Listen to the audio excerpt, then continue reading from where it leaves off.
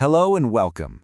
Today we're going deep, really deep, into Buddhist thought to unmask one of its most fascinating and honestly most misunderstood figures, Māra.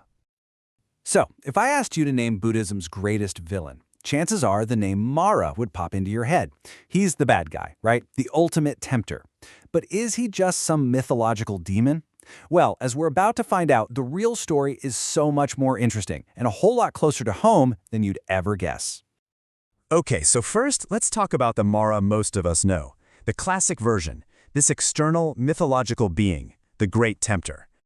In the traditional Buddhist stories, Māra is basically the personification of everything that gets in our way. He is death, he is desire, he is delusion. He's this outside force whose entire job, his whole reason for being, is to stop people from making spiritual progress.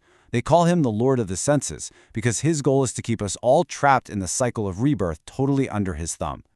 And in these stories, man, he wears a lot of different hats. He's the tempter, the guy who famously sent his beautiful daughters and terrifying armies to try and distract the Buddha right before his enlightenment.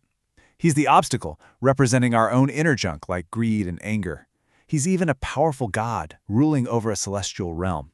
And sometimes he's just called the Evil One, which is kind of a catch-all for all the worldly stuff that keeps us stuck. So because of this idea of an external foe, a really cool practice developed in Buddhism. When a nasty thought or a big obstacle pops up, a practitioner might just mentally say, "I see you, Māra." It's this amazing move where just the act of recognizing it, of naming it, completely robs it of its power. The illusion just vanishes. It's like saying, "Nice try.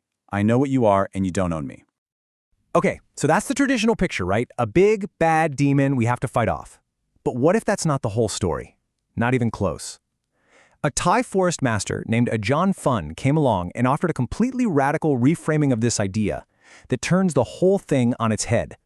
And this right here is the shift. The common view says, watch out for some demon coming down from the sky.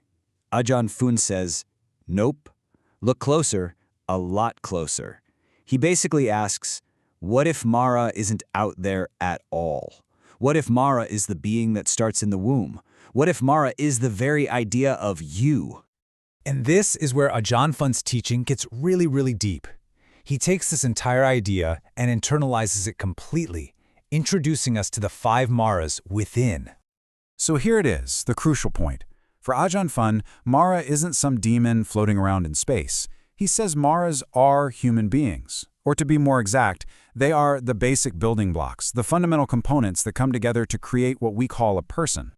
Now these components are known in Buddhism as the 5 aggregates, or khandhas. Ajaan Funn calls them khandha Māra, the Māras of the aggregates. So let's break this down. First, you've got form. That's simple. It's your physical body. Second, feelings. That constant river of pleasant, unpleasant, and just kind of neutral sensations. Third, perceptions. This is how you label things, how you recognize stuff based on memory. Fourth, fabrications. These are your thoughts, your plans, all the stories your mind is constantly spinning. And finally, number 5, consciousness, the raw awareness that's experiencing all of this. These 5 things, Ajaan Funn says, these are Māra. And this, of course, leads to a conclusion that is seriously mind-bending. I mean, if these 5 basic parts of us are Māra, then what does that say about being a person? And there it is. Probably Ajaan Funn's most profound, most challenging statement. To be a person is to be a Māra. He's saying that the very fact of being a person is, by its very nature, the state of being Māra.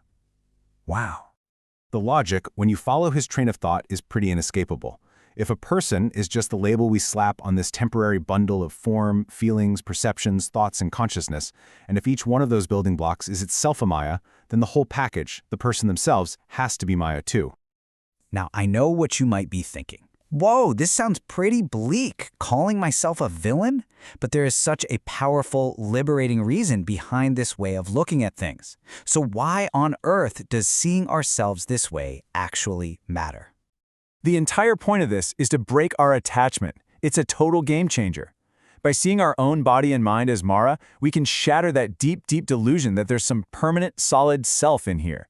It forces us to stop being so obsessed with me and mine. You start to realize you're constantly feeding and nurturing these temporary, uncontrollable forces. Your body, your feelings, your thoughts that aren't even really yours to begin with. The ultimate goal here is to separate your awareness from all those attachments And in that separation, that's where you find real freedom.